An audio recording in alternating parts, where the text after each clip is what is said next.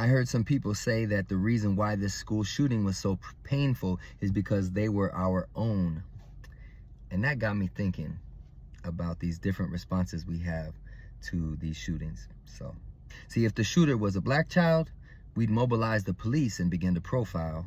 If the shooter was an immigrant with brown skin, we'd build bigger walls to keep the bad ones out and keep us in. If the shooter was from the Middle East, we'd give Muslims extra searches at airports, sporting events, synagogues, and churches. But once we find out that this shooter is white, they get to be individuals, not stereotypes. We say, they come from a good family. They just caught a raw deal. Let's first understand why they became so mentally ill.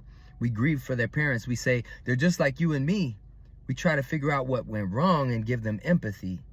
But when the shooter is black, they don't get the same privilege. We say, we know it takes a village, but they weren't from our same village.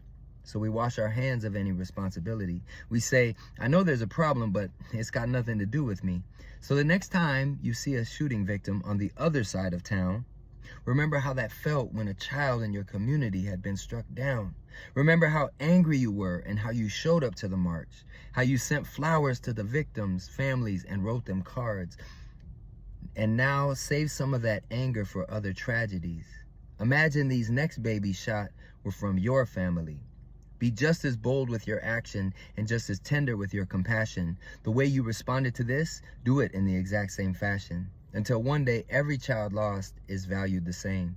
Until we know all of the stories and remember all of the names and fight for all of the children to arrive safely home, because every single child is one of our own.